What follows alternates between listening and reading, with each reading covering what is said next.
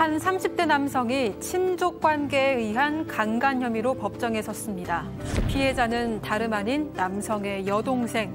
어린 시절 오빠로부터 지속적으로 성폭력 범죄를 당했고 공소시효가 끝나지 않았다는 걸 알게 돼 오빠를 고소하게 됐다는 겁니다.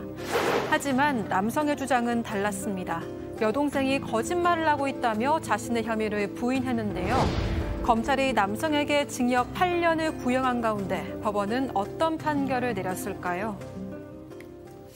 자, 법정에서 이제 남매 간에 진실 공방이 이루어지는 그런 이야기인데 상당히 좀 심각한 사안이네요. 일단 김서영 기자가 좀 정리를 해주시죠. 네, 지난해 7월 20대 여성이 8살 터울의 친오빠에게 성폭력을 당했다며 고소장을 제출했습니다. 이 여성이 학교에 들어간 나이도 안 됐던 98년도부터 10년간 상습적인 성폭력을 당했다고 주장을 했는데요. 특히 피해자가 중학교 2학년 때부터 고등학교 2학년 때까지는 한 달에 거의 절반 이상 당했다면서 오빠가 서울에서 학교를 다닐 때는 주말마다 내려와서 그 짓을 했다고 털어놨습니다. 근데 수사 결과 친오빠인 30대 남성은 2009년과 2010년 사이에 여동생을 2차례 성폭행하고 강제 추행하는 등 총 3번의 성범죄를 저지른 혐의를 받게 됐고 검찰은 이 중에서 장소와 상황이 특정된 사안에 대해서는 기소 결정을 내렸습니다. 자, 여동생의 주장에 따르면 20년 전부터 오빠한테 저런 일을 당했다라는 건데 일단 고소를 최근에 한 거네요. 네, 여동생은 함께 살던 오빠가 좀 폭력성을 보여서 경찰서에 갔는데 경찰서에서 이 과거의 성범죄 사건도 공소시효가 아직 지나지 않았다는 걸 처음 알게 돼서 뒤늦게 고소를 했다, 이런 주장을 했습니다. 일단 지금 현행법에 따르면요, 13세 미만의 미성년자가 성폭행을 당한 경우는 공소시효가 없습니다. 예. 그런데 이제 친족 성폭력 피해자 중에 14세 이상이면 일반 성폭력 피해자처럼 이제 피해자가 성년이 된 이후에 공소시효가 10년이 남아있기 때문에 그렇다면 만약에 당한 게 사실이라면 아직까지는 이 오빠를 처벌할 수 있다.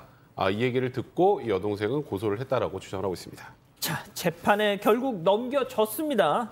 이 오빠 법정에서 뭐라고 주장을 하던가요? 네, 오빠는 여동생이 주장한 그 성범죄는 한 번도 저지른 적이 없다라고 얘기했고요. 어허. 특히 또 중요한 그 시기가 2009년 5, 6월과 9월, 2010년 9월경에 2차례 성폭행과 1차례 강제추행을 했다라고 동생이 이야기했는데 요 2009년과 2010월에 나는 고시원 생활하면서 학교를 다녔기 때문에 동생을 만날 일이 없었다. 지금 이렇게 얘기를 했습니다. 그리고 여동생이 뭐야 병을 앓고 난 후에 자신을 나무라는 사람들에 대해서 거짓 험담을 하거나 공격적인 언사를 보여왔고 특히 이 오빠가 결혼을 했나 봐요. 새언니를 미워하는 마음이 컸었다라고 얘기를 했습니다. 자, 일단 이게 양쪽 입장이 너무 엇갈리니까 말이죠. 그렇죠. 어떻게 참 좀 그러네요. 이거는 심각한 범죄가 될 수가 있습니다. 성폭력 처벌 특례법상의 친족 간의 강간, 강제추행 이제 상당히 중하게 처벌이 됩니다. 친족은 사촌 이내니까 형제지간은 이촌이니까 당연히 성립하고요. 그래서 만약에 이게 유죄가 된다 그러면 오빠 같은 경우는 강간이면 7년 이상 무기까지 가능한 상당히 좀 심각한 상황이기 때문에 이것에 대해서 유무죄를 다툴 수밖에 없었던 상황인데 또 중요한 거는 옛날에 있었던 일이잖아요. 옛날에 있었던 일이기 때문에 남아있는 게 오빠 또 이 동생의 진술밖에 없는 거거든요. 그 진술의 어떤 부분이 지금 180도 지금 달라지는 그런 상황이었던 것입니다. 예.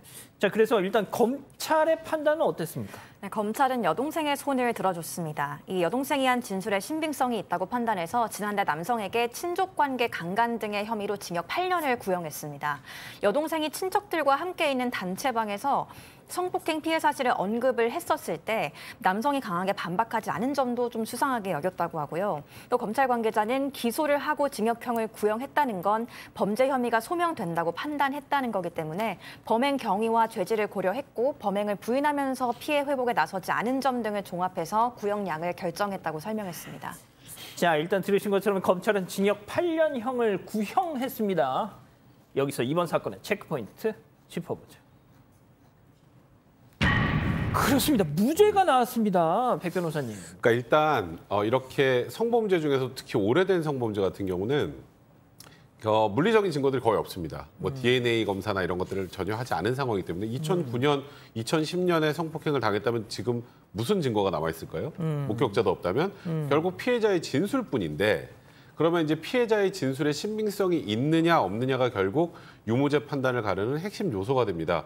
일단 재판부가 판단하기에는 이 피해자가 고소를 했을 때 고소장의 내용, 경찰 조사하는 과정에서 내용, 그리고 법정에서 또 진술한 내용들이 있겠죠. 예. 그게 완벽하게 일관되지 않는다는 겁니다. 그러니까 진술의 일관성이 좀 부족하다라는 거고 그리고 또 하나 이 신빙성을 입증할 만한 나머지 정황 증거들도 기초해서 판단을 하는데 지금 성범죄를 당했다는 2009년이나 2010년에는 예. 이 피고인이 오빠가 서울에 생활하고 있었다고 하지 않습니까? 고시원 생활을.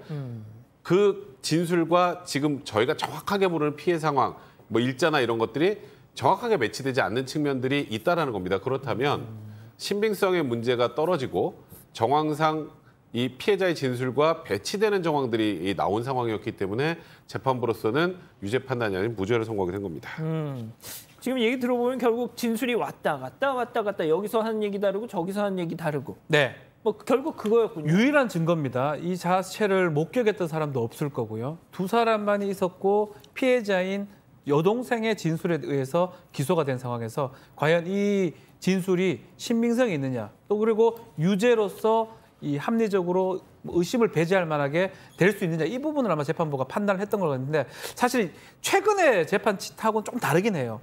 최근에 많은 성범죄 사건에서 피해자의 진술이 약간씩은 좀 잘못되더라도 요새 뭐 성인지 감수성이라든지 그것 때문에 유죄가 되는 경우가 좀 더 많은 것 같은데 이 사건 같은 경우는 너무 좀 틀렸던 부분들이 좀 있었던 것 같아요. 특히 재판부 같은 경우는 어떻게 피해자가 피고인과 같이 있으면서 엄마에 대한 흉을 같이 보기도 하고 또 중요한 부분은 피고인, 오빠를 동경한 듯한 SNS 대화 같은 게 증거로 제출됐던 것 같습니다. 또 엄마 사망 이후에 두 사람이 성적인 그런 부분이 있으면 같이 거주할 수가 없을 건데 또 같이 오빠랑 거주하기를 원했던 부분. 또 이렇다면 일반적인 성범죄 피해자였던 행동하고 좀 다르지 않느냐라고 해서 이렇게 무죄를 선고한 것입니다. 근데 지금 나오는 저 재판부의 판결 내용이 그 성범죄 피해자의 어떤 피해자다움 에 대한 좀 그런 어떤 뭐 박 변호사님 방금 말씀하신 성인지 감수성이라든지 예, 최근의 어떤 경향과는 조금 거리는 있어 보입니다만 저희가 뭐 그래도 이게 직접 증거가 없다 보니까 함부로 뭐 말씀을 좀 드리기가 어렵긴 합니다. 조심스러운데 저는 약간 이 모야모야병 이게 이제 머리와 관련된 병이잖아요. 그래서 아마 그런 부분이 조금 영향을 주지 않았을까 조심스럽게 좀 뭐 생각을 해봅니다. 그러니까 통상 수사기관에서도 그렇고 이 법원에서도 일단 이렇게 피해자가 성범죄 피해를 당했다고 주장을 하면 일단 피해자가 그러면 거짓말로 고소할 이유가 있는지 그걸 찾습니다. 그게 있는 경우 무혐의로 나오거나 무죄가 나오는 경우가 많은데 저는 아까 조금 전에 우리 박주민 변호사 설명하셨던 것처럼 최근에 판결의 경우가 다른 듯 보이지만 사실상 저는 개인적으로 동일하다고 생각을 해요. 아까 그런 소위 피해자라면 이런 거 안 했을 텐데라는 게 언급이 된 건 나머지 무죄를 판단할 증거들이 이만큼 이제 재판부 입장에서 있고 플러스 알파 이것까지 있기 때문에 무죄를 선고했다라고 봐야 할 것 같고 지금 말씀하셨던 것처럼 아마도 재판부 입장에서는 이 여동생이 이 오빠를 무고할 만한 이유, 목적이 있었거나 그럴 의도가 있었다라고 판단한 것이 무죄의 가장 주요한 근거 아니었을까 싶습니다. 예. 아무튼 저 선고가 되고 무죄 선고가 나서 난 이후에 이 오빠라는 사람이 법정에서 털썩 주저앉으면서 막 오열을 했다는 그런 후문도 있네요. 알겠습니다. 오늘 사건 이렇게 정리하고요.